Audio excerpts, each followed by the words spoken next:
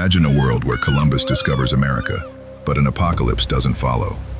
A world where Europeans failed to conquer the New World because their main and most terrifying weapon was taken away from them. Forget about steel swords and muskets. Up to 95% of the indigenous population of America was not killed by weapons. They were killed by germs.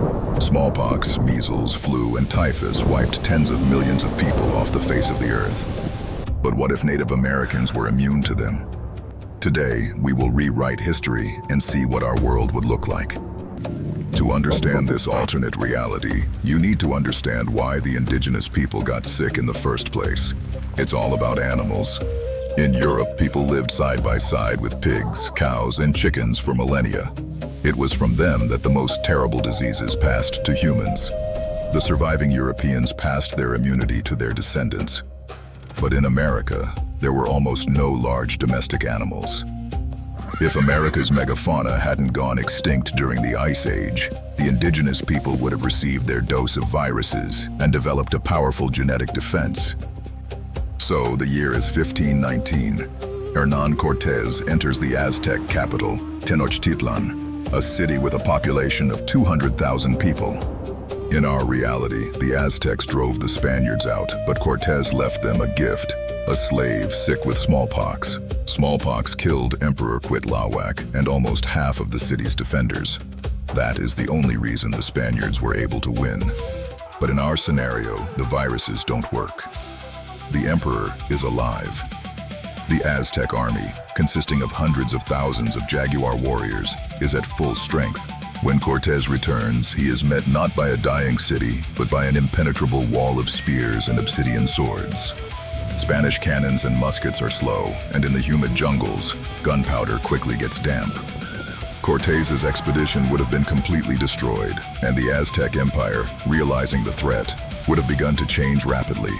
The same thing would have happened in the south with the Inca Empire. In our history, smallpox killed their ruler Huayna Capac, sparking a civil war. Without smallpox, the Inca Empire remains united. Pizarro's handful of adventurers simply vanishes into the Andes. Do you think the indigenous people would have just kept running around with bows? Not at all. In reality, the Comanche, having acquired horses, created the best light cavalry in the world in just a couple of generations. The Aztecs and Incas would have instantly copied the captured European weapons. They would have started breeding horses and smelting steel. True Native American gunpowder empires would have emerged, with cannons cast from gold and copper, decorated with feathers and jade. Europe would have been in shock. Conquering massive, densely populated, and now armed continents across the ocean would be impossible. And this is where the most interesting part begins. This tiny biological detail completely cancels out one of the darkest phenomena in history: the transatlantic slave trade. In our history, Europeans brought 12.5 million Africans to America. Why? Because the indigenous people died out and there was no one to work in the mines and on the plantations. But if the population of America consists of tens of millions of healthy people, Europeans simply have nowhere to bring slaves. Africa's economy isn't destroyed by wars for captives.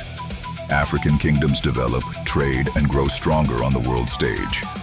But what about European colonies? Instead of creating huge countries like the USA or Brazil, Europeans build only small trading posts on the coast. They are forced to pay tribute to Native American emperors for the right to trade tobacco, cotton, and potatoes. Without the endless flow of free silver from America, Europe cannot finance its industrial revolution so quickly.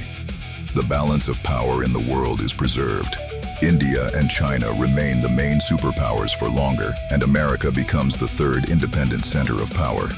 So what would this world look like today, in the 21st century? Welcome to the era of Mesoamerican Futurism. Skyscrapers in the shape of stepped pyramids. The facades of buildings are covered with solar panels, shaped like the scales of the feathered serpent, Quetzalcoatl.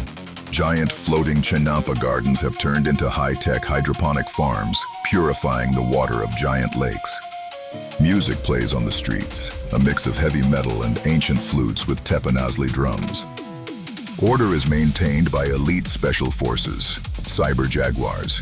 They wear exoskeletons and are armed with neon swords with plasma blades. In In this world, there are no reservations. There is the Iroquois Confederacy in the north, the Navajo Empire in the deserts, and the Inca Techno-Alliance high in the mountains. They launched their own satellites into orbit, decorated with ancient Maya hieroglyphs.